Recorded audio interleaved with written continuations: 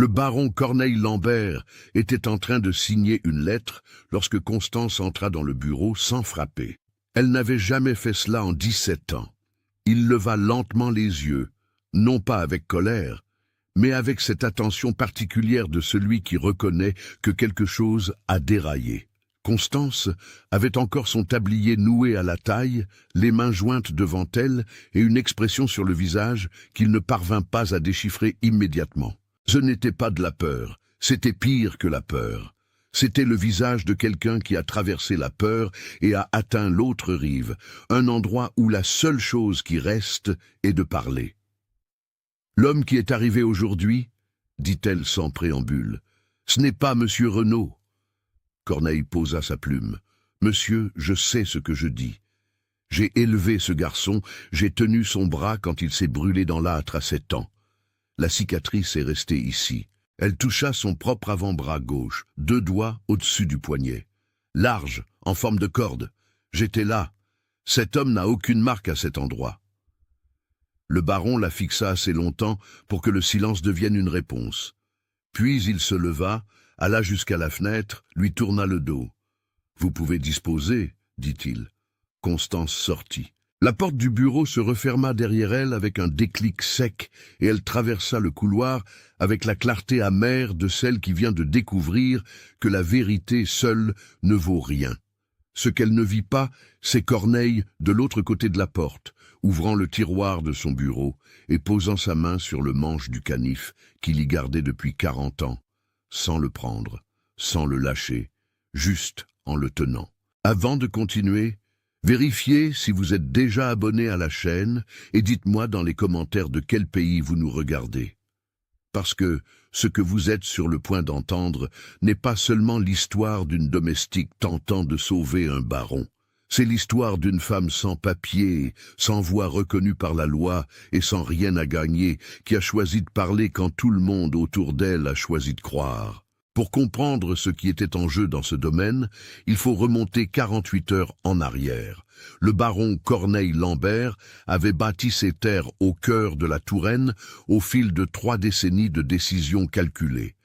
Il n'était pas l'homme le plus riche de la région. Il y avait 2 ou 3 propriétaires avec plus de bétail et plus de personnel, mais il était le plus respecté et savait que la réputation durait plus longtemps qu'une récolte. Il avait 63 ans, une toux matinale qu'il ignorait avec discipline et une maladie des reins que le médecin du village avait diagnostiquée 6 mois plus tôt avec une expression qui en disait plus que les mots. Simone était au courant du diagnostic. Corneille ne savait pas qu'elle savait. Ils étaient mariés depuis 22 ans. Un mariage arrangé entre familles qui était devenu par l'honnête friction du quotidien quelque chose de plus proche d'un véritable partenariat que la plupart des mariages d'amour qu'elle connaissait. Corneille respectait son intelligence. Simone respectait son intégrité sur les points où ils divergeaient, et ils divergeaient sur plusieurs. Ils avaient appris à négocier sans humilier. Le fils du premier mariage de Corneille, Renaud, était parti pour Paris à 18 ans pour étudier la médecine. C'était il y a 14 ans. Les lettres étaient arrivées régulièrement au début, puis s'étaient espacées, et au cours des 18 derniers mois, le silence avait pris leur place si progressivement que Corneille avait presque réussi à le normaliser. Presque. Simone avait trouvé la lettre de l'intermédiaire engagée pour retrouver son fils, pliée à l'intérieur d'un livre oublié dans le salon, comme Corneille avait l'habitude de cacher ce qui lui faisait honte. Dette à Paris. Adresse changée 3 fois en 2 ans. Dernière mention, une ville portuaire du nord de la France, sans date précise. Elle avait replacé la lettre dans le livre et n'avait pas abordé le sujet. Elle attendit. Corneille finirait par parler quand il serait prêt, mais Corneille ne parla pas, et à la place des nouvelles, un homme apparut. La calèche franchit le portail du domaine un mercredi après-midi avec 2 malles en cuir et un passager qui descendit en ajustant sa veste avant de lever les yeux vers la maison. Le régisseur, Benoît, alla chercher le baron. Corneille descendit les marches de la véranda et s'arrêta à 3 pas du jeune homme, avec une expression que Simone, de la fenêtre de l'étage, interpréta comme de l'incrédulité pure. le genre qui paralyse avant de se transformer en joie ou en désastre. Le jeune homme ouvrit les bras. « Père !» L'étreinte dura longtemps. Corneille tint l'homme par les épaules, regarda son visage, reconnut les yeux bruns, le menton carré, la façon de pencher légèrement la tête vers la gauche. Renaud faisait toujours ce mouvement quand il attendait une réponse. Cet homme le faisait aussi. « Pourquoi n'as-tu pas prévenu ?» demanda Corneille. « Je voulais faire une surprise. » La pause avant la phrase suivante dura une fraction de seconde de trop. « Et j'avais peur que vous m'ordonniez de ne pas venir. » Simone ferma lentement la fenêtre. Il y avait quelque chose dans cette pause qui entra en elle comme une poussière dans l'œil. Petit, mais impossible à ignorer. Elle ne pouvait pas encore nommer le problème. Elle le garda pour elle. Constance, qui passait dans le couloir intérieur avec un plateau, s'était discrètement arrêtée près de la fenêtre ouverte du couloir et avait écouté le dialogue en bas. Mais ce qui la fit vraiment s'arrêter, ce n'est pas ce que l'homme dit, c'est le moment où il enleva sa veste à cause de la chaleur de la maison et où elle vit son avant-bras gauche net, sans aucune marque. Constance posa le plateau sur la première surface disponible, alla aux toilettes du fond, ferma la porte et respira rapidement pendant près de 2 minutes. Puis elle se lava le visage, le sécha avec le linge accroché au mur et retourna à la cuisine avec la détermination de quelqu'un qui a pris une décision sans retour. Le dîner de ce soir-là fut tendu d'une manière que seules elle et Simone perçurent. Le faux Renaud se débrouilla bien à table. Il connaissait les noms des voisins, se souvenait d'histoires d'enfance avec des détails convaincants, fit rire Corneille à 2 reprises avec des anecdotes de Paris. Mais à 3 moments distincts, Constance nota des failles qu'aucune répétition ne peut couvrir complètement. Premièrement, il demanda où se trouvaient les toilettes. De manière décontractée, naturelle, sauf que les toilettes de cette maison n'avaient jamais changé de place depuis sa construction, et que Renaud y avait grandi. Deuxièmement, quand Corneille mentionna le vieux chien du domaine par son nom, l'homme ne réagit avec aucune affection. Il se contenta d'hocher la tête. Le vrai Renaud avait pleuré quand ce chien était né et lui avait donné son nom personnellement. Troisièmement, au moment où Simone passa le plat de viande et que leurs regards se croisèrent pour la première fois, il se passa quelque chose d'inattendu. Il détourna les yeux trop vite, non pas comme quelqu'un de timide, mais comme quelqu'un qui calcule combien de temps de contact est sûr. Simone recueillit chacune de ses observations sans altérer son expression. Après le dîner, tandis que Corneille emmenait le jeune homme montrer les changements apportés au domaine ces dernières années, elle alla à la cuisine et trouva Constance seule, frottant la grande marmite avec une force inutile. « Vous avez vu ?» dit Simone. Ce n'était pas une question. Constance arrêta de frotter. Elle se tourna pour lui faire face.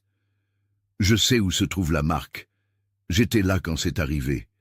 Cet homme ne s'est jamais rien brûlé à cet endroit de sa vie. » Simone tira le tabouret le plus proche, s'assit, croisa les bras. « Racontez-moi le reste. » Constance raconta tout. Les toilettes, le chien, le regard fuyant. Chaque détail sortit dans l'ordre, sans émotion excessive, avec la précision de quelqu'un qui a passé des heures à organiser mentalement ce qu'il avait vu. Quand elle eut terminé, les 2 femmes restèrent silencieuses un moment. « Je suis allé parler au baron, » dit enfin Constance. « Avant le dîner, il m'a renvoyé. »« Maë !» Simone leva les yeux. « Et qu'a-t-il fait après votre départ ?»« Je ne sais pas. Je suis parti comme il l'a ordonné. » Simone resta avec cette question en suspens. Elle connaissait assez bien Corneille pour savoir qu'il ne rejetait pas une information. Il attendait, la gardait jusqu'à pouvoir lui donner une suite. Le fait qu'il ait renvoyé Constance sans discussion ne signifiait pas qu'il avait ignoré ce qu'il avait entendu. Cela signifiait qu'il était entré dans un mode qu'elle reconnaissait. Traitement interne, porte fermée au monde. Le problème était que ce mode pouvait durer des heures ou des jours. Et il n'avait pas de jour. L'avocat arriverait dans 48 heures pour la signature du transfert du domaine. « Ne parlez de ça à personne d'autre, » dit Simone en se levant. « Ni à Benoît, ni au vicaire, ni à aucun des autres. seulement à moi. Constance acquiesça. Simone alla à la fenêtre de la cuisine et regarda la cour sombre, où au loin, la lanterne de Corneille se déplaçait entre les étables, tandis qu'il montrait le domaine à l'homme qui prétendait être son fils. Elle avait besoin d'une preuve irréfutable, pas une cicatrice absente, parce qu'un homme désespéré de croire trouve toujours une explication à une cicatrice qui disparaît. Elle avait besoin de quelque chose que l'imposteur lui-même ne pourrait nier. Et pour trouver cela, elle devait entrer dans sa chambre, avant qu'il ne se rende compte qu'il avait été démasqué. Mais il y avait autre chose que Simone ne savait pas encore et qui allait complètement changer l'ampleur du problème. Cette même nuit, pendant que Corneille dormait, quelqu'un avait mis quelque chose dans la bouteille de Porto que le baron buvait chaque matin avant le petit déjeuner. Pas un poison à effet rapide, quelque chose de plus patient, de plus difficile à tracer. Le genre de chose qui fait qu'un homme malade semble simplement plus malade, jusqu'à ce qu'il ne soit plus possible de distinguer ce qui est la maladie et ce qui est l'aide qu'elle a reçue. Le faux Renaud n'était pas seulement venu pour signer des documents, il était venu pour s'assurer que Corneille ne vivrait pas pour changer d'avis. La maison s'endormit par étapes. D'abord les domestiques à l'arrière, puis Benoît dans sa petite chambre à côté de la grange. Puis les lumières du couloir du premier étage furent éteintes une par une. La chambre de Corneille resta allumée jusqu'à près de minuit. Simone le savait car il y avait un filet de lumière sous la porte qu'elle reconnaissait depuis la première année de leur mariage. Quand il disparut, elle attendit encore 40 minutes avant de bouger. La chambre du faux Renaud se trouvait au deuxième étage, au fond du couloir de droite. C'était la même chambre qui avait appartenu au vrai fils. Corneille avait fait préparer le lit, changer les draps, mettre une nouvelle cuvette avec de l'eau fraîche. Un accueil complet pour un retour que toute la maison avait décidé de croire avant toute vérification. Simone prit le plus petit bougeoir, celui qui faisait le moins de flammes, et monta les escaliers par le côté gauche. Les marches du côté droit grinçaient à la 3e et à la 7e. Elle le savait depuis 20 ans. Au deuxième étage, le couloir était sombre, à l'exception d'une fenêtre au fond qui laissait entrer la faible lueur de la lune. Suffisant pour marcher sans trébucher, insuffisant pour être vu de loin. Elle s'arrêta devant la chambre du faux Renaud et écouta. Respiration régulière, lourde, l'homme dormait ou faisait très bien semblant. La poignée céda sans bruit. La porte s'ouvrit d'une paume, de 2 paumes, assez pour qu'elle puisse entrer de côté sans heurter le bougeoir contre le bois. La chambre sentait le cuir des mâles et quelque chose de plus sec, presque chimique, qu'elle ne reconnut pas immédiatement. L'homme était allongé sur le dos, le visage tourné vers le mur opposé. Les 2 mâles en cuir anglais étaient empilés dans un coin, la plus petite sur la plus grande, toutes 2 fermées par un cadenas. Il y avait cependant un sac de voyage plus petit, ouvert sur la chaise à côté du bureau. Simone se dirigea vers le sac à pas mesurés, le bougeoir incliné pour ne pas faire couler de cire. À l'intérieur se trouvaient les objets prévisibles d'un homme qui vient d'arriver. Un rasoir, du savon à barbe, un mouchoir brodé, un petit carnet à couverture noire. Elle passa les doigts sur le bord du carnet sans l'ouvrir. Ce n'était pas là. Un homme qui planifie ne laisse pas ses plans à portée de main. Puis elle vit la veste. Elle était pliée sur le dossier de la chaise sous le sac. Elle la souleva avec 2 doigts et passa la main dans les poches intérieures avec le genre de calme que l'on apprend que lorsqu'on a passé toute sa vie à devoir être invisible. Dans la poche droite, rien. Dans la poche gauche, un papier plié en 4. Le pli usé sur les bords à force d'être ouvert et refermé. Elle le déplia lentement, le tint près du bougeoir. Il y avait 3 lignes écrites à la main, d'une petite écriture inclinée vers la droite. Signature jeudi, remède, dose doublée jeudi, après ça, naturel. Simone le relut 2 fois. Non par doute, mais par nécessité de graver chaque mot dans sa mémoire avec une précision chirurgicale avant de replier le papier exactement comme il était. Remède, dose doublée jeudi. Le médecin du village avait prescrit à Corneille un composé pour les reins, elle le savait. Elle savait aussi que le flacon se trouvait sur la table de chevet de sa chambre et qu'il le prenait seul, sans témoin, chaque matin avant de descendre pour le petit déjeuner. Quelqu'un était en train d'altérer ce flacon, ou allait le faire jeudi, ou avait déjà commencé avant, ce qui signifiait que le faux Renaud n'était pas arrivé seul dans ce domaine. Il était arrivé avec des instructions, et il y avait quelqu'un à l'intérieur qui savait où se trouvait la chambre de Corneille, où se trouvait le flacon, et comment y entrer sans être vu.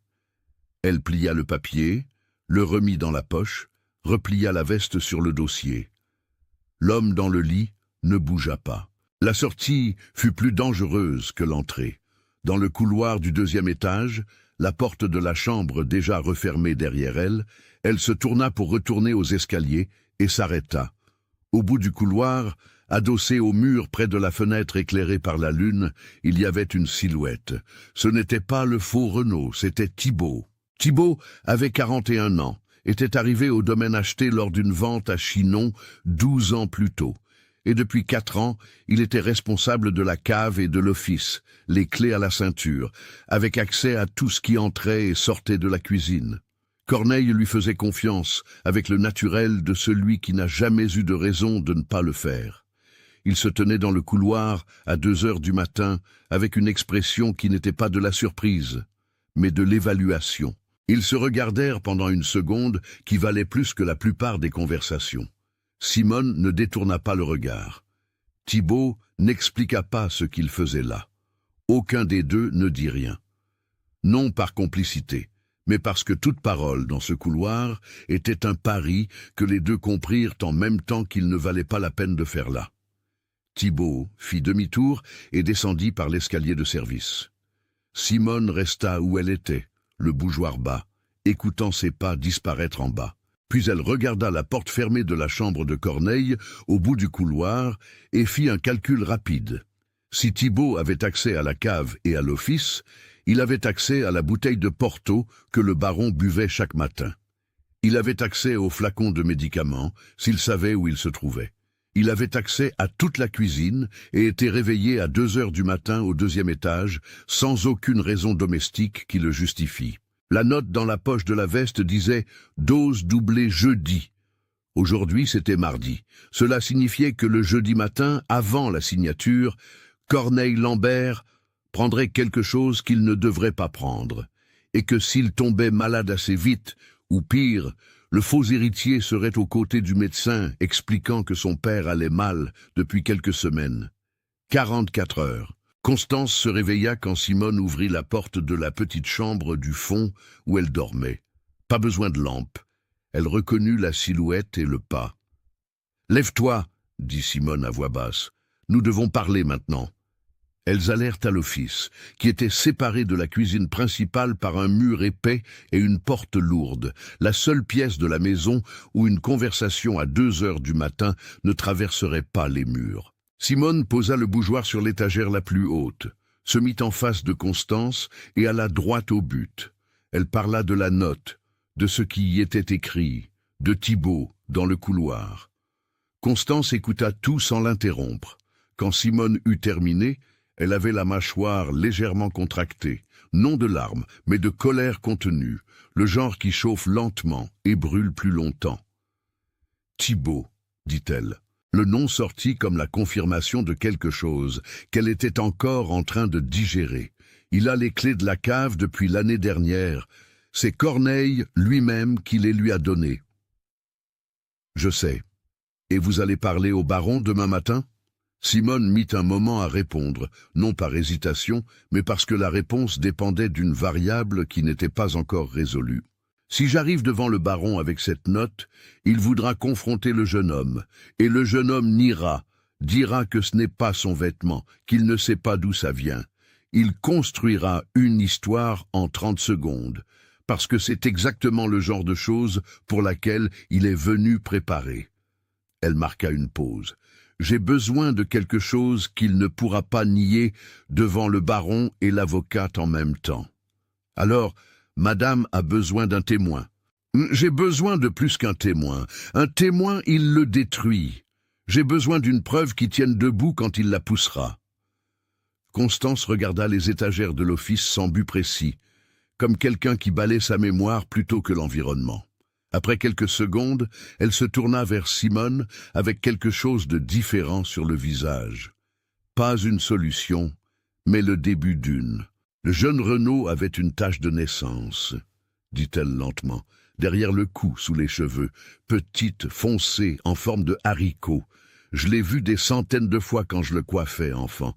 Ce n'est pas le genre de chose qui disparaît. Simone resta immobile. Et vous pourriez voir si cet homme a ou n'a pas cette tache. S'il enlève sa veste et sa chemise, je la verrai. Ou s'il se met dos à une bonne lumière. Constance fit une pause. Au petit déjeuner, il sera à table avec le baron, le cou à découvert. C'était un risque calculé. Si la tache n'était pas là, elles avaient une deuxième preuve, plus difficile à contester que la cicatrice absente, car une tache de naissance ne disparaît pas et n'est pas oubliée lors d'une opération ou d'un accident. Si elle était là, ce que Simone considéra honnêtement une seconde, alors elle devrait tout réévaluer. Mais il y avait une complication qu'aucune des deux n'avait encore dite à voix haute. Thibault les avait vus dans le couloir. Thibault qui avait les clés de la cave. Thibault qui était réveillé à 2 heures du matin au 2e étage, sans explication. Thibault qui, à partir de ce moment, savait que Simone était sortie de la chambre du faux Renaud avec un bougeoir allumé et un visage qui n'était pas celui d'une promenade nocturne. S'il allait voir l'imposteur avant le petit déjeuner, tout le plan changerait de forme, avant même d'avoir commencé. « Tu vas rester éveillé », dit Simone à Constance, avec une fermeté qui ne laissait aucune place à la négociation. « Et si Thibault quitte les communs avant l'aube, tu viens m'appeler immédiatement. » Constance acquiesça. Simone prit le bougeoir, ouvrit la porte de l'office et sortit dans le couloir sombre. Il lui restait 43 heures avant la signature. Elle avait une note de 3 lignes qui pointait vers un meurtre planifié. Elle avait un complice qui savait qu'elle savait, et elle avait un mari dormant à l'étage qui, ce matin même, allait boire la première gorgée de quelque chose qu'elle devait intercepter avant que cela n'atteigne son verre. Le problème d'avoir découvert les choses trop tôt, c'est qu'il y avait encore du temps pour que tout tourne mal. Le petit déjeuner au domaine Lambert était toujours servi à 7 heures précises, non par rigidité de Corneille, mais par une vieille coutume que la maison avait absorbée comme son propre rythme. Brioche, beurre, café doublement filtré et la bouteille de Porto sur le buffet. Ce matin-là, la bouteille n'était pas là. Le faux Renaud entra dans la salle à manger déjà habillé, veste et tout, comme quelqu'un qui ne se permet pas d'apparaître débraillé. Il salua Corneille d'une tape sur l'épaule, un geste désinvolte, trop familier pour quelqu'un arrivé il y a moins de 24 heures. Simone observa cela de l'autre côté de la table, tout en versant du sucre dans le café avec une cuillère qui ne faisait pas de bruit. « Où est le Porto de papa ?» demanda l'homme en regardant le buffet vide. Le mot tomba au centre de la table, comme une pièce sur une assiette en métal. Papa. Renaud n'avait jamais appelé Corneille papa. Depuis qu'il avait appris à parler avec aisance, c'était père, direct, sans le diminutif affecté qui appartenait aux jeunes enfants ou aux gens qui avaient besoin de paraître plus proches qu'ils ne l'étaient. Corneille cligna des yeux une seule fois. Puis il regarda la tasse dans sa propre main. « Constance l'a jetée, » dit Simone, avec un naturel qui lui coûta un effort. « Elle a dit qu'il avait tourné. » L'homme hocha la tête, s'assit, prit un morceau de brioche. Sujet clos pour lui. Mais Simone avait vu ce que Corneille avait vu, cette demi-seconde où les yeux de l'imposteur s'étaient portés sur le buffet vide, avec une expression qui n'était pas de la déception pour le manque de vin, mais du calcul. Le test vint avant la fin du petit déjeuner, et ce ne fut pas Simone qui le fit passer, mais Corneille. Sans préface, sans changement de ton, tout en tenant encore sa tasse, il dit « Tu te souviens du jour où toi et Sultan êtes montés sur le toit de la vieille grange et que Benoît a dû venir vous chercher avec un bâton à la main ?» Le faux Renaud eut un petit rire. « Comment oublier ? J'ai pris la plus grande semonce de ma vie. » Corneille hocha la tête, but son café. Simone garda une expression neutre. La vieille grange avait été démolie quand Renaud avait 13 ans, 4 ans avant son départ pour Paris. Sultan était le nom du chien qui était mort 2 ans avant la démolition de la grange. Et Benoît n'était arrivé au domaine comme régisseur que lorsque Renaud était déjà à Paris depuis 3 ans. Les 3 éléments de l'histoire étaient réels, mais appartenaient à des époques complètement incompatibles. Aucun des 3 n'avait existé en même temps. Corneille avait monté un piège avec des pièces vraies au mauvais endroit, et l'homme y était tombé sans hésiter. Sous la table, le genou de Corneille toucha celui de Simone pendant 1 seconde. Elle ne bougea pas. Elle avait compris. Dans la cuisine, la matinée se déroulait différemment. Constance était arrivée tôt, avant que le café ne soit servi, et avait trouvé Benoît adossé au mur du fond, les bras croisés. Benoît était le régisseur, la quarantaine, le corps large, un homme de peu de mots, qui avait rarement de raison d'être dans la cuisine. Sa présence là, à cette heure, sans tache visible, était un message en soi. « Bonjour, Constance, » dit-il sans bouger du mur. « Bonjour, j'ai entendu dire que vous êtes allé parler au baron hier soir. » Elle continua d'allumer le poêle, le dos tourné.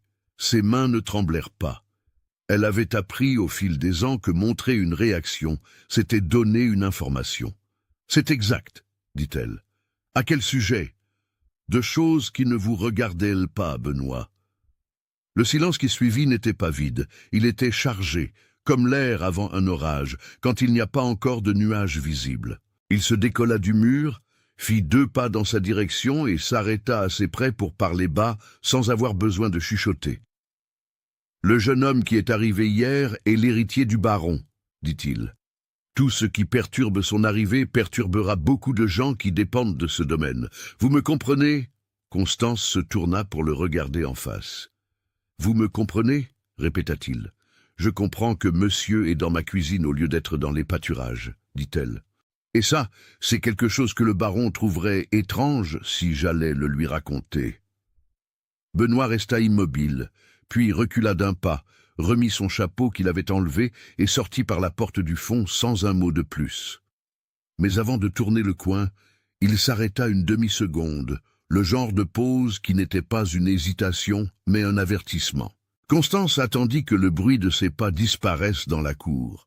Puis elle alla à la petite fenêtre qui donnait sur le côté de la maison et observa Benoît traverser la cour en direction des étables.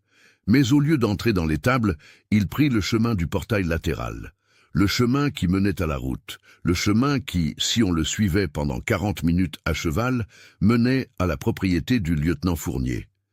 Elle devait prévenir Simone avant la fin du petit déjeuner. L'occasion se présenta lorsque le faux Renaud demanda la permission d'aller aux toilettes, cette fois sans demander où elle se trouvait, ce qui signifiait qu'il avait mémorisé le chemin de la veille.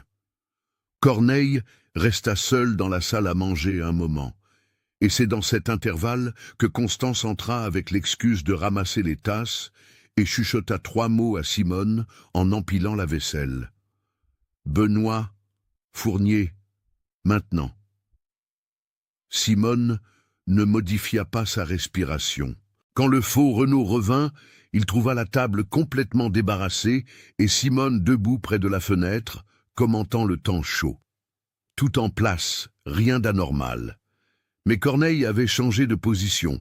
Il était debout lui aussi, adossé à l'encadrement de la porte menant au couloir, les mains dans les poches, et cette expression spécifique que Simone connaissait des négociations difficiles, ni hostiles, ni amicales, neutre comme un juge est neutre avant de rendre son verdict. « Renaud, dit-il, je veux te montrer quelque chose dans la nouvelle grange après le déjeuner. » L'homme sourit. « Bien sûr, père. » Père, cette fois, sans le diminutif. Il avait corrigé, il avait perçu l'erreur du petit déjeuner et l'avait corrigé, ce qui était en soi une confirmation qu'il y avait une erreur à corriger. Simone quitta la pièce avant que le déjeuner ne soit fixé, monta dans sa chambre, ferma le verrou et resta debout avec les 2 nouvelles informations alignées dans sa tête. Benoît allant chez Fournier et l'imposteur corrigeant son propre vocabulaire en temps réel. Il y avait quelque chose de troublant dans la vitesse de cette correction. Ce n'était pas celle de quelqu'un qui a fait un lapsus par nervosité. C'était celle de quelqu'un entraîné à surveiller ses propres erreurs et à les corriger avant qu'elles ne se cristallisent. Ce genre de discipline ne s'apprend pas en quelques semaines. Il s'apprend en des mois de préparation minutieuse avec quelqu'un de l'autre côté qui corrige, exige, répète, jusqu'à ce que cela devienne un réflexe. Ce qui signifiait que l'homme avait été préparé par quelqu'un qui avait du temps, de la patience et un accès profond à la routine de la famille Lambert. Deux problèmes différents avec la même signification. L'horloge s'était accélérée. Benoît allant chez Fournier signifiait que quelqu'un avait compris que Constance avait parlé. Et si Fournier savait qu'il y avait des soupçons au domaine avant la signature, la réponse logique était d'anticiper le plan, de ne pas attendre l'avocat, de faire quelque chose avant. Et Corneille, invitant l'imposteur à la nouvelle grange après le déjeuner, seul sans prévenir Simone, signifiait que le baron avait décidé d'agir seul, sans stratégie combinée, sans témoin, avec la certitude tranquille de celui qui a passé sa vie à résoudre ses propres problèmes. Et il n'avait pas encore appris que certains problèmes sont trop grands pour un seul homme, surtout un homme avec une toux qui empirait d'heure en heure. Le problème était simple et dévastateur. Corneille avait monté un brillant piège verbal au petit déjeuner. Mais un piège verbal prouve qu'un homme ment, pas qu'il est dangereux. Et un homme venu préparé pour tuer ne se laisserait pas coincer par une conversation dans une grange. Il se sentirait coincé par une conversation dans une grange et prendrait une décision irréversible. Simone sortit le papier de son décolleté, l'ouvrit, regarda le numéro de dossier. Il y avait une personne qui connaissait ce numéro et qui n'était ni Fournier ni l'avocat. Une personne qui naviguait entre les deux mondes avec suffisamment de crédibilité pour ne pas éveiller les soupçons dans aucun d'eux. Une personne qui avait été au domaine ces dernières semaines pour un motif apparemment légitime. Le médecin. Le médecin qui avait diagnostiqué Corneille 6 mois plus tôt, qui était revenu 2 fois depuis pour un suivi, qui connaissait l'état de santé du baron avec une précision chirurgicale, et qui savait mieux que quiconque combien de temps Corneille aurait sans l'aide de la maladie, et combien de temps il lui faudrait avec elle. Simone alla au secrétaire de la chambre, ouvrit le tiroir de droite et chercha la carte que le médecin avait laissée lors de sa dernière visite. « Docteur, Antoine Rousseau, ville de Tours. » Elle retourna la carte. Au verso d'une petite écriture hâtive, il y avait une adresse différente de celle du cabinet, une rue qu'elle ne reconnaissait pas. Il n'était pas rare que les médecins aient une adresse résidentielle distincte de leur adresse professionnelle, sauf que le numéro de la rue avait 7 chiffres, exactement le même format que le numéro écrit sur le papier qu'elle avait trouvé. L'accusation éclata au milieu de la cour, devant 6 ouvriers et le régisseur remplaçant qui avait pris les rondes du matin pendant que Benoît était absent. Le faux Renaud sortit de la maison avec la plus petite malle sous le bras, l'apportant lui-même sans demander d'aide. Il alla droit au milieu de la cour et posa la malle par terre. L'ouvrit.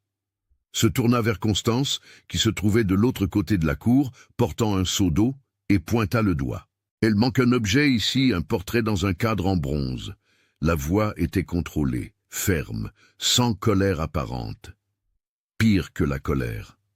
« Êtes-vous entré dans ma chambre ?» Tout le monde s'arrêta. Constance lâcha le seau. L'eau frappa le sol en terre battue, s'étala. Elle ne regarda pas le sol, elle fixa l'homme avec une expression qui n'était ni culpabilité ni innocence. C'était celle de quelqu'un qui vient de comprendre que l'échiquier a tourné et que les pièces sont dans des positions qu'elle n'a pas choisies. « Je ne suis pas entrée, » dit-elle. « Le portrait était dans la malle hier soir. Ce matin, il n'y est plus. » Il balaya du regard les ouvriers, incluant chacun d'eux dans ce jugement improvisé. Quelqu'un est entré dans cette chambre pendant la nuit. Un des ouvriers bougea, mal à l'aise. Un autre regarda Constance. Le mécanisme social de ce moment était brutal dans sa simplicité. Une accusation publique, sans preuve de défense immédiate, dans une hiérarchie où la parole d'un héritier pesait plus que la négation d'une domestique. Et tout le monde dans la cour le savait. Constance le savait mieux que tous. « Appelez le baron », dit-elle, avec un calme qui lui coûta plus que tout ce qu'elle avait fait ces 2 derniers jours. Le faux Renaud n'avait pas perdu la miniature, et c'est ce qui rendait l'accusation plus dangereuse qu'elle n'y paraissait. Simone comprit cela à la seconde où elle entendit l'agitation depuis la fenêtre de l'étage. Elle avait replacé la veste par-dessus la miniature la nuit précédente, mais pas avec le pli d'origine. Une différence minime, suffisante pour qu'un homme méticuleux remarque que quelqu'un y avait touché. Pour cette raison, il n'accusait pas parce qu'il avait perdu quelque chose. Il accusait pour identifier qui savait pour la miniature et neutraliser cette personne avant qu'elle ne parle. C'était de l'exécution, pas de l'improvisation. Simone descendit les escaliers d'un pas normal, sans courir, car courir signalerait l'alarme, et arriva dans la cour avec l'expression d'une maîtresse de maison appelée pour résoudre une question domestique courante. « Que se passe-t-il » demanda-t-elle, en regardant l'imposteur avec une neutralité étudiée. « Il manque un objet de ma malle, » répéta-t-il, « un portrait de famille. »« Un portrait de famille, » dit-elle lentement, comme quelqu'un qui réfléchit. « De quelle famille ?» La question flotta dans l'air. Elle était trop simple pour être un piège, et c'est précisément pour cela qu'elle en était un. Le vrai Renaud aurait répondu sans hésiter « De ma mère, Madame Élise ». C'était le seul portrait qu'un fils aurait eu du sens de rapporter de Paris. La miniature que Simone avait vue n'était pas de Madame Élise. C'était celle d'une femme qu'aucun membre de cette famille ne reconnaîtrait. Et l'homme avait moins de 3 secondes pour répondre avant que le silence ne devienne une réponse. « De ma mère », dit-il. Simone hocha lentement la tête. Alors il a dû tomber quelque part pendant que l'on rangeait la chambre. « Constance, vous pourrez aider à le chercher plus tard ?» Constance dit que oui. L'imposteur fixa Simone une seconde de trop, et cette fois, ce n'était pas du calcul, c'était de la reconnaissance. 2 adversaires s'identifiant sur un champ de bataille qu'aucun des 2 n'avait nommé à voix haute. Les ouvriers retournèrent à leur travail. La cour reprit son rythme, mais quelque chose avait changé de position sur cet échiquier, et il n'y avait pas de retour en arrière possible. À l'intérieur, au même moment, le faux Renaud avait appris le nom qu'il utilisait maintenant à Paris, 3 ans plus tôt, d'un homme aux cheveux grisonnants qui avait réglé ses dettes en échange d'une condition, disparaître de Paris et réapparaître en Touraine en tant que quelqu'un d'autre. Il avait reçu un dossier avec des lettres, des portraits et des histoires du domaine transcrites en petits caractères. Étudiez. Vous avez 8 mois. Ce que l'homme n'avait pas calculé, c'est que la femme du baron serait ce genre de femme. On l'avait prévenu que Simone était intelligente. On ne l'avait pas prévenu qu'elle était rapide. Il n'avait perçu cette différence que lorsqu'elle avait demandé de quelle famille, avec cette voix de maîtresse de maison qui n'était la voix d'aucune maîtresse de maison. Elle savait pour la miniature. Il avait perdu le seul avantage qu'il jugeait sûr. Il lui restait 2 choix, reculer et perdre du terrain, ou avancer avant l'heure prévue. La grange rendait possible une 3e option qui ne dépendait de personne d'autre. Corneille alla seul à la grange. Simone avait essayé de l'intercepter avant le déjeuner. Elle lui avait dit avec toute la clarté que la situation permettait, sans faire de scène dans la maison, qu'il ne devait pas y aller non accompagné. Elle avait dit que l'homme avait compris que quelqu'un savait pour la miniature. Elle avait dit qu'une confrontation directe maintenant, sans preuve solide en main, s'était livré le seul avantage qu'ils avaient encore. Corneille avait tout écouté, avait hoché la tête, avait dit « Je sais ce que je fais ». C'était la phrase la plus dangereuse qu'un homme pouvait prononcer. À 14 heures, le faux Renaud traversa la cour en direction de la nouvelle grange et Corneille était déjà à l'intérieur, attendant debout près des lattes de bois où les harnais étaient suspendus, les mains dans les poches et cette expression de juge que Simone avait reconnue au petit déjeuner. « Ferme la porte », dit Corneille. L'homme ferma, resta dos à la porte un moment, vérifiant qu'il n'y avait personne d'autre à l'intérieur, puis il se retourna. « Vous voulez me dire quelque chose, père ? Je veux te demander quelque chose, » dit Corneille. « Sultan est mort en 1861. La vieille grange a été démolie en 1863. Benoît est arrivé ici en 1867. Pause. Comment les trois se sont-ils retrouvés ensemble dans la même histoire que tu m'as racontée ce matin? L'imposteur resta immobile. J'ai dû mélanger les dates, dit-il. Ça fait de nombreuses années. Renaud est né en 1846, dit Corneille. Tu le sais, ça? Bien sûr. Alors dis-moi, quelle est sa date de naissance? 2 secondes. 3. Mars 1846, dit l'homme. Renaud est né en septembre, dit Corneille, et tu n'es pas mon fils. Ce qui se passa dans les 3 secondes suivantes n'était pas ce que Corneille avait prévu, car Corneille avait prévu une confrontation, pas une agression. Mais l'homme traversa la grange en 2 enjambées et poussa le baron contre le mur de latte avec assez de force pour faire tomber les harnais. Corneille perdit l'équilibre, tomba au sol, l'épaule la première, et avant qu'il ne puisse se relever, l'homme était à genoux sur lui, bloquant ses mouvements de tout son poids. Vous ne parlerez à personne. La voix sortit maintenant sans aucune trace de Renaud, sa propre voix, différente. Monsieur est malade, il devient confus, il voit des ennemis là où il y a de la famille, c'est ce que tout le monde entendra. Corneille cracha le sang de sa lèvre fendue. Y compris l'avocat, continua l'homme, qui confirmera que le baron, malheureusement, n'est pas en état de prendre des décisions seul et qui signera tout comme prévu, parce que la signature sera attestée par des personnes que j'ai choisies. Il se leva, ajusta sa veste, sortit de la grange, laissant la porte ouverte. Constance vit l'imposteur revenir avec sa veste ajustée et le pas tranquille de celui qui a accompli une tâche. Elle le vit parce qu'elle était sortie de la cuisine, feignant d'étendre du linge au soleil, observant chaque mouvement de la cour depuis que Simone lui avait chuchoté dans le couloir « Ne quitte pas la grange des yeux !» Elle compta jusqu'à 20 après que l'homme fut entré dans la maison. Puis, elle alla à la grange. Elle trouva Corneille assis par terre, le dos contre le mur, la lèvre coupée, la main droite tenant son épaule gauche. Il essaya de se lever quand elle entra.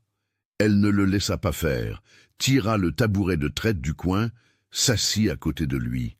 « Vous pouvez me donner votre bras ?» dit-elle, sans demander ce qui s'était passé. Corneille tendit le bras. Elle vérifia l'épaule avec ses mains. Pas déboîtée, mais meurtrie. Elle resta un moment à regarder le baron qui l'avait renvoyé 2 jours plus tôt, quand elle avait essayé de dire la vérité. Il ne s'excusa pas. Elle ne s'y attendait pas. « Il faut que monsieur reste ici, dit-elle. 10 minutes. Pourquoi faire? Pour que j'aille chercher Simone sans qu'il me voie. » Corneille hocha la tête, cette fois, sans dire qu'il savait ce qu'il faisait. Simone arriva à la grange avec le papier à la main et une décision prise dans l'intervalle entre la réception du message de Constance et sa sortie par la porte de derrière. L'imposteur avait montré qu'il utiliserait la force. Corneille était blessé. Benoît compromis. L'avocat arriverait dans moins de 36 heures. Attendre la preuve parfaite n'était plus une option. Le papier avec le numéro de dossier pointait vers un endroit où les documents d'identité étaient conservés et, si nécessaire, falsifiés. Le notaire de Tours. Si les documents du faux Renaud avaient été contrefaits, il y avait un notaire qui les avait enregistrés. Les notaires gardent des copies, les copies laissent des traces. Tours était à 6 heures de cheval. Corneille la regarda depuis le sol, la lèvre enflée, les yeux d'un homme qui avait compris de manière irréversible le coup d'avoir agi seul.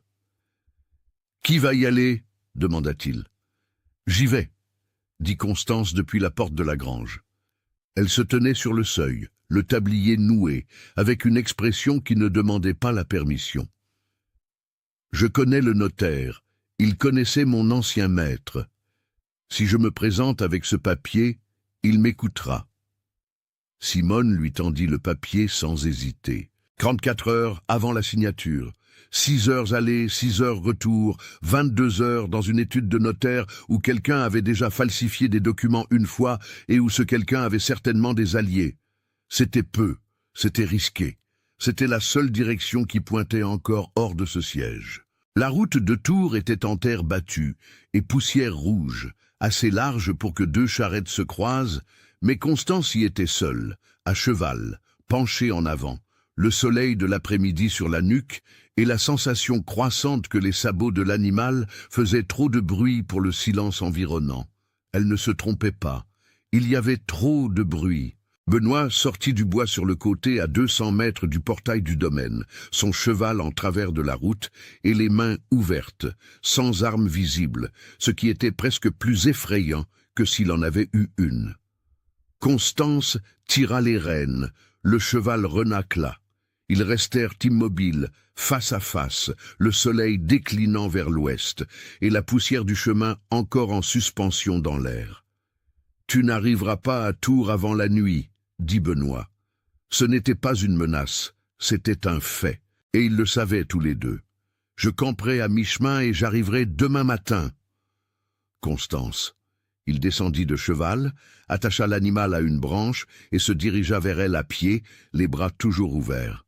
« Je ne veux pas te faire de mal. Alors, ôte-toi de mon chemin. » Il s'arrêta à 3 mètres. « J'ai une fille, » dit-il. « 7 ans. Sa mère est domestique, au domaine de Fournier. » Pause. « On m'a promis sa liberté si je collaborais. Une lettre signée par le juge. Elle devait sortir de là ce mois-ci. » Constance le regarda. Le problème avec l'histoire de Benoît, c'est qu'elle sonnait vraie. Non pas comme les mensonges bien construits sonnent vrais, mais de la manière spécifique et irrégulière des choses réelles, avec des détails que personne n'inventerait parce qu'ils ne rendent pas le récit plus convaincant. 7 ans. Domaine de Fournier. Lettre du juge. « Et si je passe ?» dit-elle. La lettre disparaît. « Si tu passes, l'accord disparaît. » Il baissa les bras. « Mais si tu ne passes pas, l'accord ne vaut plus grand-chose non plus, parce que maintenant, il y a du sang du baron sur le sol de la grange, et un médecin en route pour le domaine, et ce plan n'a plus de fin propre. » Ce détail, médecin en route, frappa Constance comme un seau d'eau froide. « Quand arrive-t-il » ? Il est déjà arrivé. Au domaine, le docteur Antoine Rousseau avait attaché son cheval au poteau de l'entrée à 15 heures, enlevé son chapeau et demandé à parler au baron Corneille Lambert avec le naturel de quelqu'un qui a été convoqué, sauf que personne ne l'avait convoqué. Simone descendit les escaliers à temps pour voir le médecin entrer par la porte d'entrée avec le faux Renaud à ses côtés, la main de l'homme posée sur le dos du docteur, comme pour guider un invité attendu. « Docteur ?» dit-elle en bloquant le couloir. « Madame Lambert. » Il inclina la tête. « On m'a informé que le baron s'est senti mal tout à l'heure. Chute, blessure, confusion ultérieure. Je suis venu vérifier. » « Qui vous a prévenu ?»« Son fils. » Simone se tourna vers le faux Renaud avec une expression qui lui demanda un effort pour ne pas être autre chose. « Mon mari se repose, » dit-elle. « Il n'y a eu aucune confusion. Il y a eu un différend. » « Avec tout le respect que je vous dois, Madame Lambert, » dit le médecin, et il y avait dans son ton quelque chose qui n'était pas de l'irrespect, mais une fermeté institutionnelle, le genre qui vient d'un homme habitué à être l'autorité technique. Monsieur Renaud a décrit des symptômes qui nécessitent une évaluation. Agressivité soudaine, désorientation, chute avec blessure. En tant que médecin responsable du suivi du baron, j'ai l'obligation de... Corneille. La voix venait du haut de l'escalier. Tous levèrent les yeux. Corneille se tenait dans le couloir de l'étage supérieur, la chemise à moitié ouverte, le pansement sur l'épaule droite déjà taché de sang séché, et une expression de pure fatigue. Pas de la faiblesse, mais la fatigue spécifique d'un homme qui a passé la journée à découvrir à quel point il avait été sous-estimé par ses propres ennemis. « Docteur Rousseau, » dit-il, « montez. » Ce qui se passa dans la chambre de Corneille pendant les 20 minutes suivantes, Simone ne le vit pas. Elle resta à l'extérieur de la porte fermée avec le faux Renaud à 4 mètres d'elle dans le couloir, tous deux feignant de ne pas attendre la même chose pour des raisons opposées. Vers la 10e minute, elle entendit la voix du médecin. Pas les mots, juste le ton. Posé, clinique, avec ce rythme de celui qui documente à voix haute tout en examinant. Puis elle entendit Corneille répondre fermement, sans hésitation. À la 15e minute, le faux Renaud descendit l'escalier sans rien dire. Simone resta. Quand la porte s'ouvrit, le docteur Rousseau sortit le premier et croisa son regard avant toute chose. « Il va bien, dit le médecin. Et le rapport ?» Une pause de 2 secondes qui dura trop longtemps. « Il y a des signes de stress aigu, de privation de sommeil, de tension élevée, dit-il, compatibles avec le tableau déjà documenté. Compatibles aussi avec un homme en bonne santé qui a eu une journée difficile. »« Docteur, » dit Simone, assez bas pour que cela n'atteigne pas la chambre, mais assez fermement pour ne laisser aucun doute. « Vous avez signé un document d'interdiction il y a 3 semaines, basé sur des visites à un homme qui marchait, montait à cheval, gérait des contrats. Je veux savoir ce que vous avez vu lors de ces visites qui a justifié cette signature. » Le docteur resta avec sa mallette à la main, la regardant, et Simone vit là quelque chose qu'elle n'avait pas prévu. Une gêne réelle. Pas la culpabilité calculée de celui qui a été pris. Un malaise authentique de celui qui a fait quelque chose avec lequel il n'était pas entièrement à l'aise, pour une raison qui avait probablement aussi 7 ans et un nom. « Dites-moi une chose, » dit-elle, changeant d'angle avant qu'il ne se referme. « Le vrai Renaud, le fils biologique du baron. Savez-vous où il est ?» Le médecin ouvrit la bouche, la referma. « Vous savez, » dit-elle, « ce n'est pas de mon ressort. »« Il est vivant. » Ce n'était pas une question, c'était une lecture du visage de l'homme, et le visage de l'homme confirma avant que les mots ne viennent ou ne viennent pas. « Il est à Paris, » dit enfin le médecin, avec la voix de celui qui lâche un poids qu'il portait depuis trop longtemps. Endetté, une dette de jeu qui a été rachetée par des tiers l'année dernière. Tant que la dette existe, il ne peut pas revenir sans être arrêté à son arrivée. La somme est trop élevée pour être payée sans le domaine. Simone resta immobile une seconde. Ce n'était pas un plan pour tuer Corneille et voler l'héritage avec un imposteur. C'était plus sophistiqué et plus cruel que ça.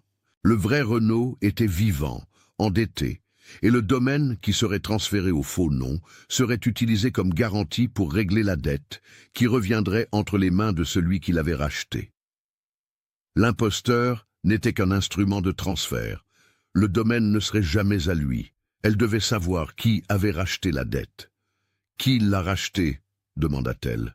« Je ne connais pas le nom, » dit-il. « Je sais qu'il y a quelqu'un qui a un siège au tribunal régional, quelqu'un qui signe des ordonnances avec assez d'autorité pour faire bouger un juge et un médecin avant que la famille ne se rende compte de ce qui se passe. » Sur la route, Constance avait pris une décision que personne n'avait prévue, pas même elle. Au lieu d'essayer de passer Benoît ou de retourner au domaine, elle était descendue de cheval, s'était mise en face de lui et avait dit « Raconte-moi tout ce que tu sais, tout, et je t'aiderai à récupérer ta fille de la bonne manière. » Benoît l'avait regardée assez longtemps pour qu'elle sache qu'il calculait s'il pouvait faire confiance à une femme qui n'avait rien à offrir d'autre que sa parole. « La bonne manière n'existe pas dans cette histoire, » dit-il. « Elle existe si le baron reste debout, » répondit-elle. « Corneille Lambert donne sa parole et la tient.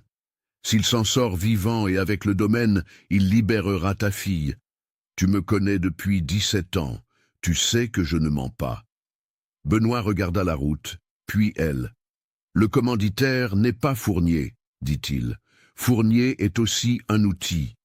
Le commanditaire est le conseiller Larcher. Il a un siège au tribunal d'Orléans. C'est lui qui a racheté la dette du vrai Renaud à Paris. C'est lui qui a tout planifié il y a 2 ans, quand il a appris le diagnostic du baron par le médecin. »« Comment le sais-tu ?»« Parce que c'est moi qui ai porté la lettre de Fournier à Larcher il y a 3 mois. » Il baissa les yeux. « Je ne savais pas ce qu'il y avait dedans. » Constance remonta à cheval. « Retourne au domaine, » dit-elle. « Fais ce qu'on te dit jusqu'à mon retour. Ne laisse personne partir avec des documents. »« Et ma fille ?»« Ta fille ?» dit-elle en tournant l'animal vers le portail. « Ça dépend si le baron est vivant demain matin. » Elle talonna et partit. Simone descendit l'escalier avec le nom en tête, conseiller Larcher, et trouva le faux Renaud dans la salle à manger, un verre à la main, dos à la porte, regardant par la fenêtre la cour où les ouvriers terminaient leur journée. « La signature aura lieu demain », dit-il sans se retourner. Le docteur a recommandé que la procédure ne s'éternise pas, vu l'état du baron. L'avocat a été prévenu. Simone resta à l'entrée de la pièce. « Vous allez perdre, » dit-elle. Il se retourna, la regarda avec son expression réelle, sans le vernis de fils prodigue, sans l'amabilité construite.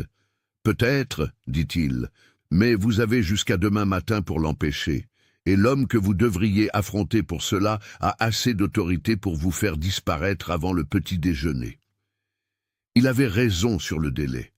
Elle avait raison sur sa défaite finale. Le problème était que demain matin était encore à de nombreuses heures de distance. Constance était sur la route. Corneille était dans sa chambre avec une épaule blessée et un diagnostic médical qui pouvait être utilisé contre lui à tout moment. Et le conseiller Larcher, à Orléans, ne savait pas encore qu'elle connaissait déjà son nom.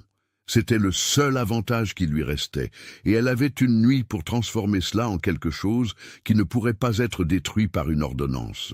La bougie dans la chambre de Corneille brûla jusqu'à l'aube.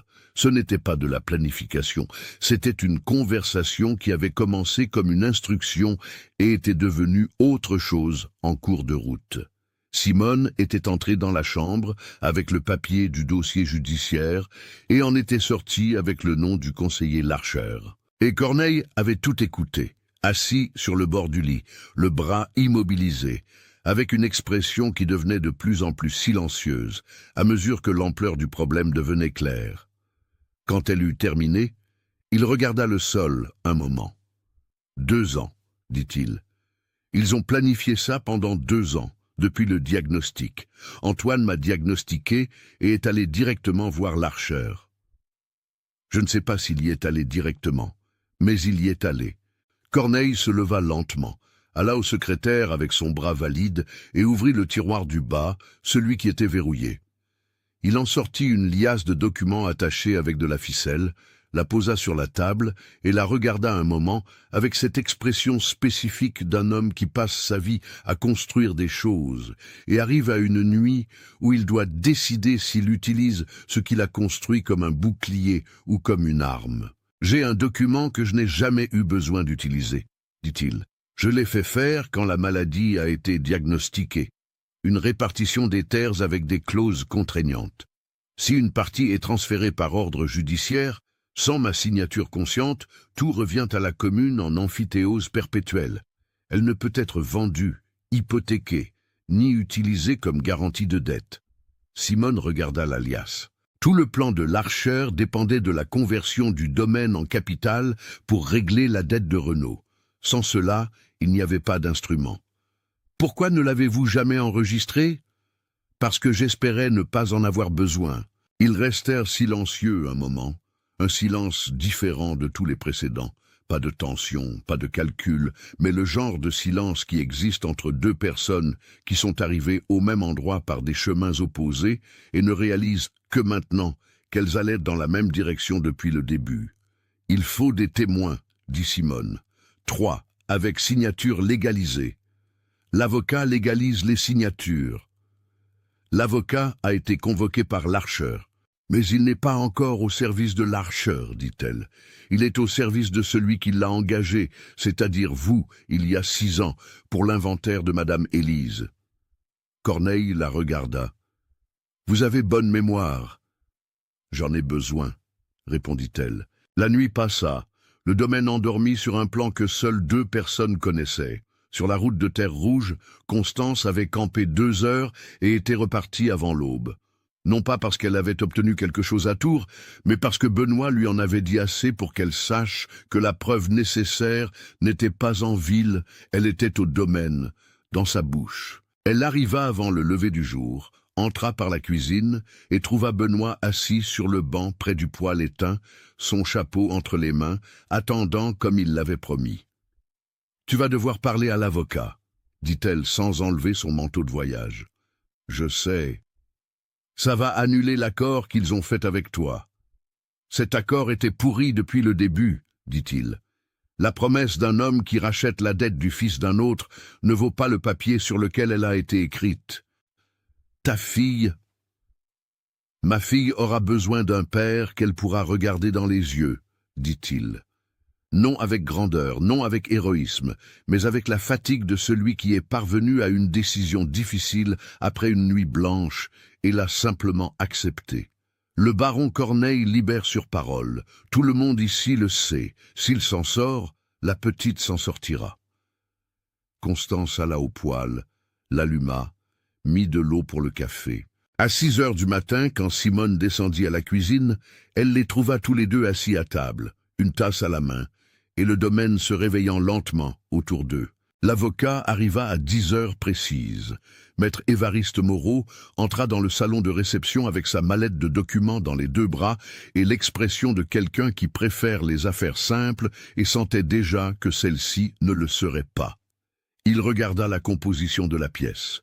Le faux Renaud dans un fauteuil, le médecin près de la fenêtre, Corneille en bout de table avec le bras immobilisé, Simone à 2 places de lui, Constance et Benoît à la porte. « Bonjour à tous », dit-il en posant sa mallette avec soin. « Maître Moreau, dit Corneille, avant qu'un seul document ne soit ouvert, j'ai besoin que vous écoutiez certaines choses.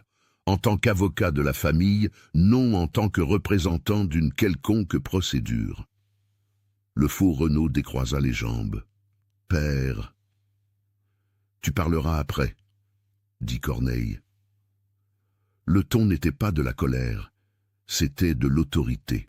Le genre qui n'a pas besoin d'être élevé parce qu'il existe par lui-même, qui avait disparu pendant quelques jours et revenait maintenant intact. L'avocat s'assit. Corneille regarda le médecin.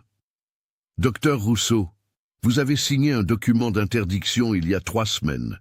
J'aimerais que vous disiez ici, devant Maître Moreau, sur quelle base ce document a été signé. » Le médecin resta près de la fenêtre un long moment.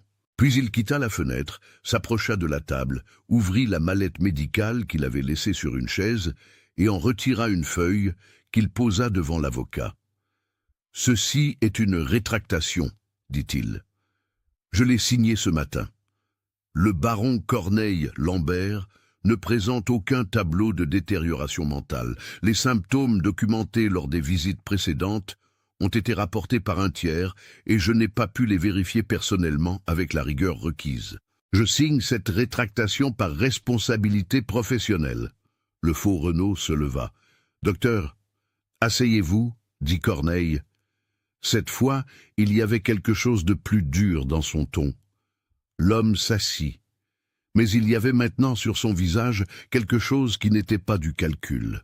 C'était le début de ce qui arrive à une personne quand le sol sous ses pieds commence à céder et qu'elle réalise qu'il y a beaucoup plus de vide en dessous qu'elle ne l'imaginait.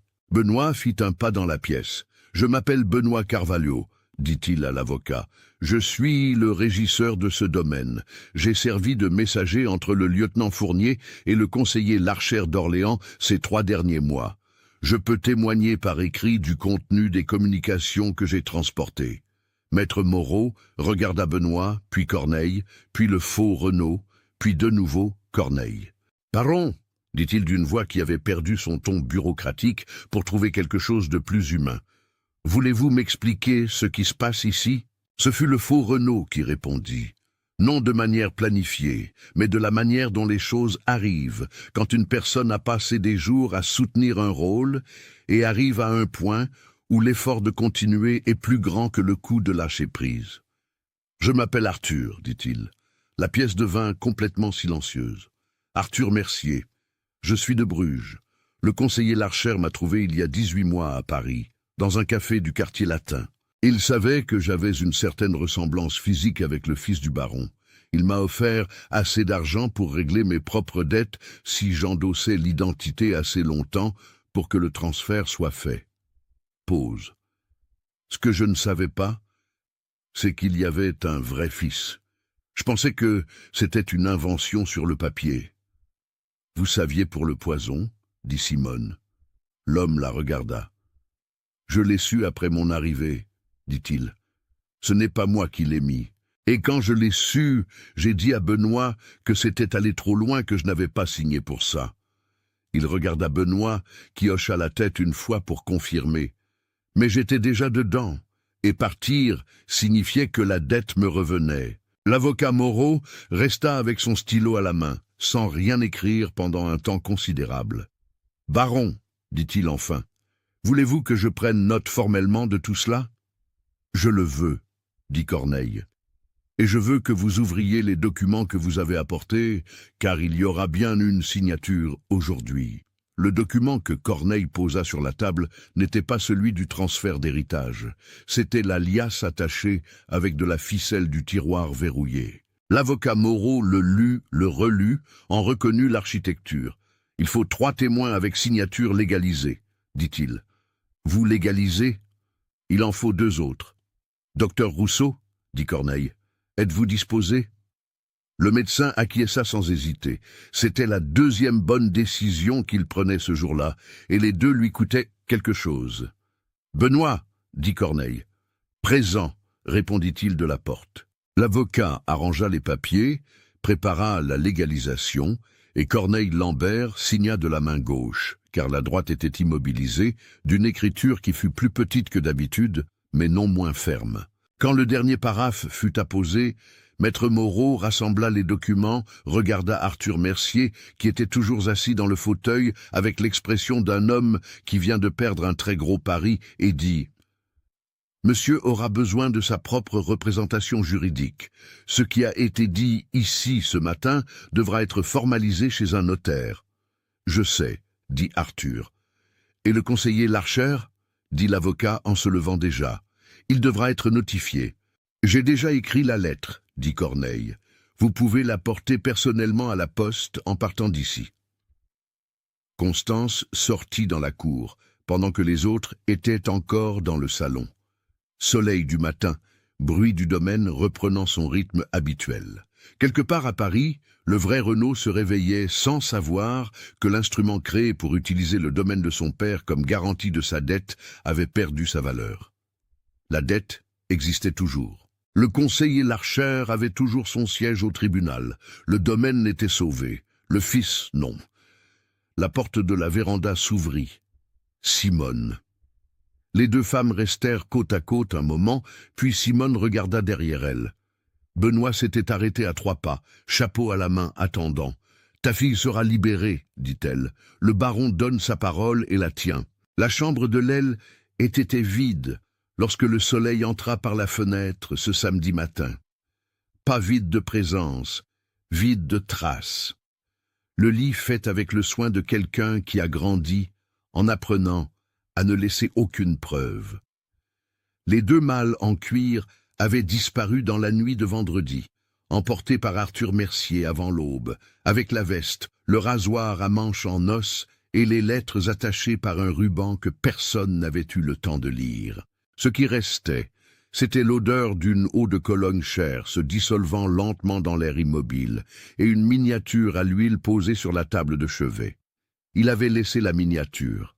Constance entra pour ranger la chambre à 6 heures et resta à regarder le portrait de la femme aux cheveux sombres un long moment. Puis elle le prit, alla à la fenêtre et le garda dans sa main. Ce n'était plus une preuve de rien. C'était juste le visage de quelqu'un qui avait été utilisé comme appât dans un plan plus grand qu'elle ne le savait probablement. Comme presque tout le monde dans cette histoire, à des degrés divers. Elle mit la miniature dans la poche de son tablier, non pas parce qu'elle savait quoi en faire, mais parce que la jeter semblait mal. Le buffet de la salle à manger resta sans la bouteille de Porto ce matin-là, et le suivant et celui d'après. Corneille but du café noir avant toute chose, s'assit en bout de table avec le bras toujours immobilisé dans l'écharpe que Simone avait faite avec un linge de lin, et signa 3 ordres de paiement au métayer de la main gauche, d'une écriture plus petite, plus lente, mais sans hésitation. Benoît apporta les papiers, attendit, les reprit. Le domaine fonctionnait comme il avait toujours fonctionné, à l'exception du silence spécifique de la chambre vide dans l'aile est et de l'absence d'une bouteille sur un buffet. Parfois, les plus grands changements tiennent dans ces vides. La lettre du conseiller Larcher arriva par le courrier du samedi après-midi. 3 feuilles pliées avec le sceau officiel du tribunal régional d'Orléans. Le facteur l'a remis à Benoît au portail, qui l'a remis à Corneille dans son bureau, qui l'a lu seul, porte fermée.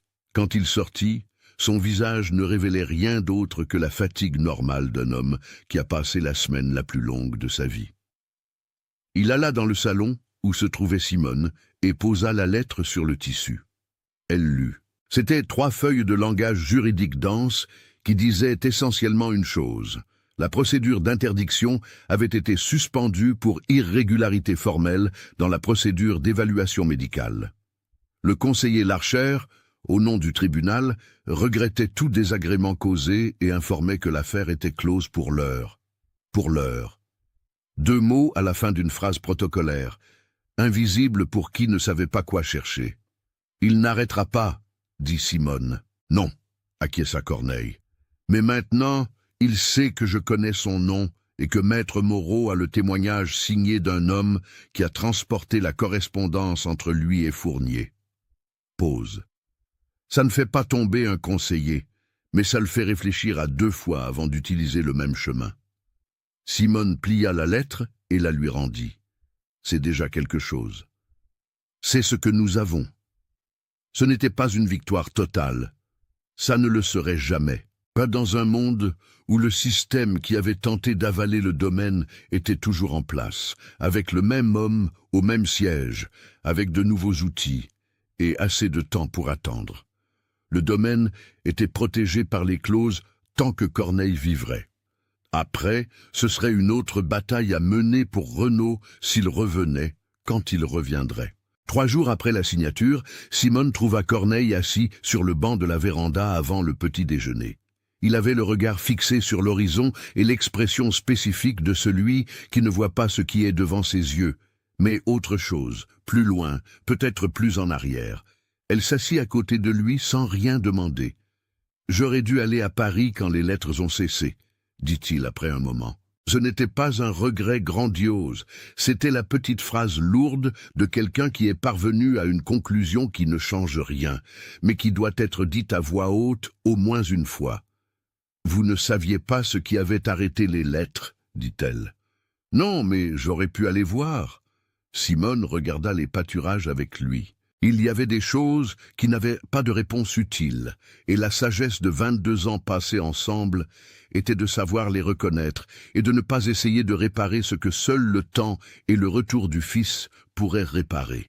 « Envoie la lettre, dit-elle. Il hocha la tête. La lettre pour Paris mit 3 jours à être prête. Corneille la réécrivit 4 fois. La première version était une accusation, la deuxième une explication, la troisième une supplique, et il la déchira avant de finir le 2e paragraphe. La 4e était simple, ce qui s'était passé au domaine, ce qui avait été découvert sur la dette, le nom de celui qui l'avait racheté, et une ligne à la fin disant que l'argent pour la régler était en train d'être rassemblé. Pas encore en quantité suffisante, mais en cours.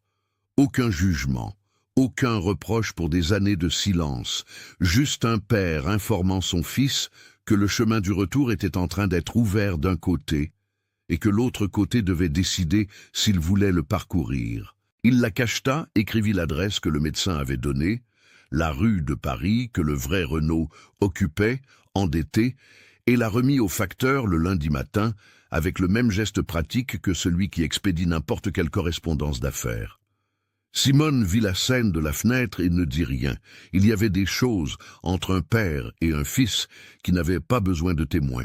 La petite fille arriva un mardi après-midi, montée derrière un messager du domaine de Fournier, qui avait reçu l'ordre judiciaire de libérer la domestique Grace et sa fille, Lucie, sur lettre du baron Corneille Lambert, endossée par maître Évariste Moreau.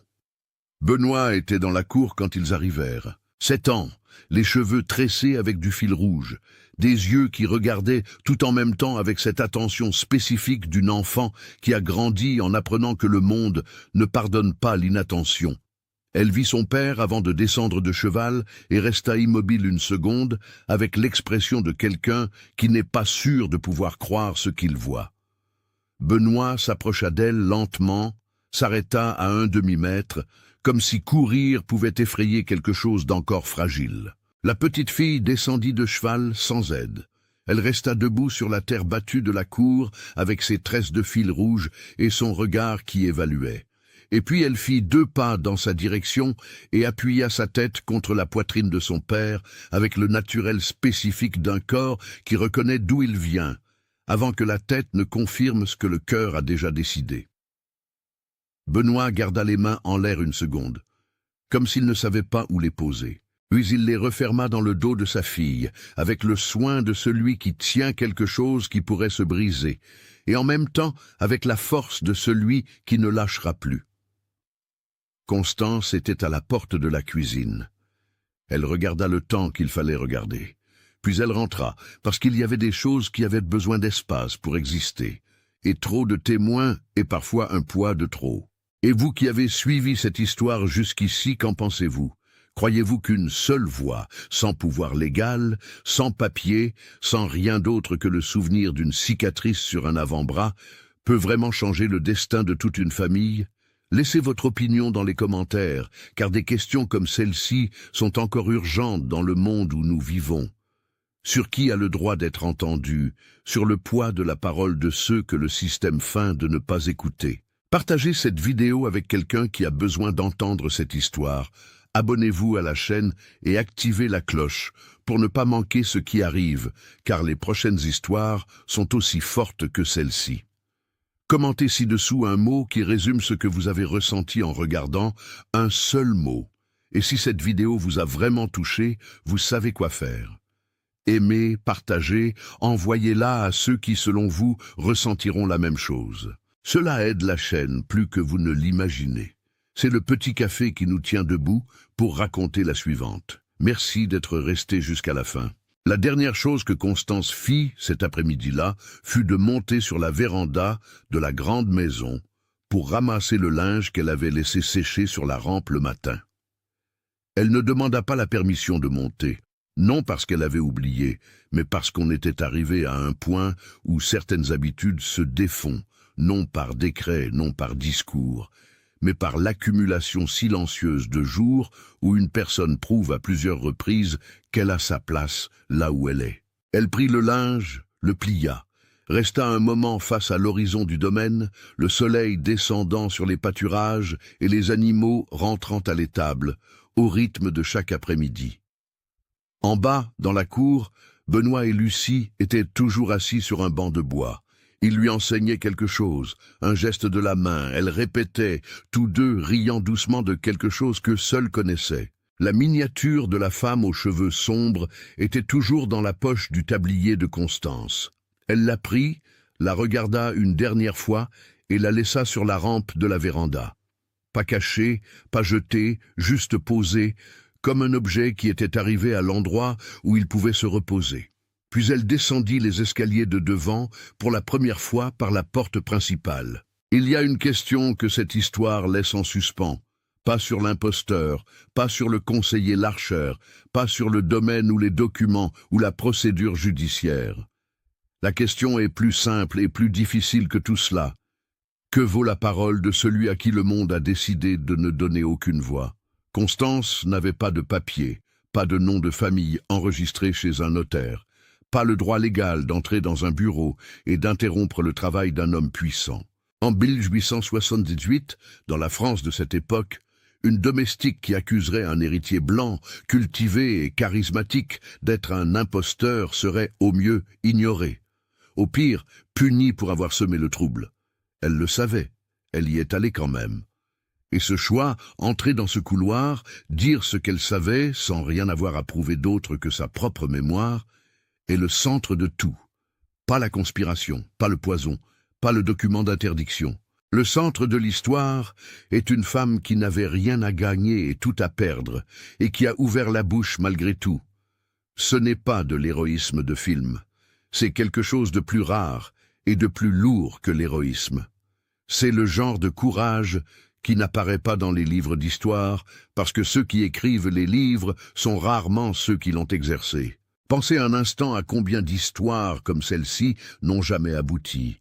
Combien de Constance ont parlé et ont été renvoyées sans que personne ne se retourne pour regarder l'avant-bras de l'imposteur. Combien de fois la vérité a existé dans la mémoire de quelqu'un que le système avait décidé à l'avance qu'il ne méritait pas d'être entendu, et elle est restée là, gardée, sans pouvoir rien changer. Cette histoire se termine différemment. Mais elle se termine différemment non pas parce que le monde était juste. Elle se termine différemment parce qu'il y avait une Simone qui a écouté, parce qu'il y avait un Corneille qui au fond savait qu'ignorer n'était pas la même chose que résoudre. Parce qu'il y avait un Benoît qui est arrivé à un point où le coup de continuer à mentir pesait plus que le coup de parler. La vérité gagne rarement seule. Elle gagne quand elle trouve quelqu'un prêt à emporter un morceau avec elle. Il y a une autre couche dans cette histoire qu'il est facile d'ignorer. Le conseiller Larcher n'était pas un méchant de conte de fées. C'était un homme d'institution, avec un siège au tribunal, une signature reconnue, un accès aux médecins, aux juges et aux procédures. Son plan était sophistiqué précisément parce qu'il utilisait les outils légitimes du pouvoir à des fins illégitimes, interdiction, diagnostic médical, transfert judiciaire. Rien de tout cela n'est une invention du XIXe siècle. L'histoire d'utiliser l'appareil légal pour prendre ce qui appartient à un autre, surtout quand l'autre n'a pas les ressources pour contester, n'est pas restée dans le passé. Elle a changé de nom, changé de formulaire, mais le mécanisme est le même. Celui qui contrôle le stylo qui signe le document contrôle ce qui est réel et ce qui ne l'est pas. Ce que Corneille avait, et que la plupart des gens qui affrontent ce genre de pouvoir n'ont pas, c'était un avocat qui le servait depuis des années, un document préparé à l'avance et une femme qui comprenait la stratégie. Enlevez l'un de ces trois éléments, et l'histoire se termine différemment. Cela aussi doit être dit. Mais que reste-t-il ? Que reste-t-il vraiment après que les documents sont signés, que l'imposteur s'en va et que la petite fille franchit le portail ? C'est une seule image. Constance descendant les escaliers par la porte principale, sans décret, sans cérémonie, sans que personne n'annonce que les choses ont changé. Juste un petit geste, presque invisible, qui contenait tout. 17 ans à entrer et sortir par l'arrière, à exister dans les espaces qui lui étaient désignés, à être indispensable et en même temps invisible. Et puis, un après-midi, descendre par l'avant.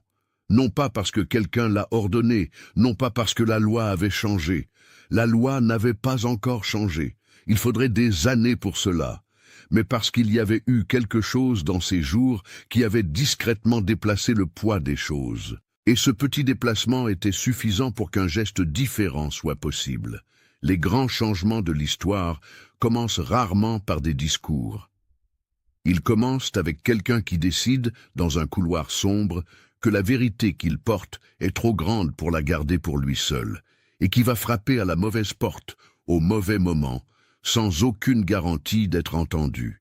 Ils commencent avec un souvenir, un avant-bras net là où il devrait y avoir une cicatrice, un petit détail que seule une personne qui était là, qui a tenu ce bras brûlant, qui a soufflé sur la blessure jusqu'à ce que l'enfant cesse de pleurer, pouvait connaître. Et parfois c'est ça qui sauve tout, pas le pouvoir, pas le document, pas l'avocat, la mémoire de ceux que le monde a oublié d'effacer. Cette histoire est dédiée à toutes les voix qui ont parlé sans être écoutées et aux rares qui l'ont été.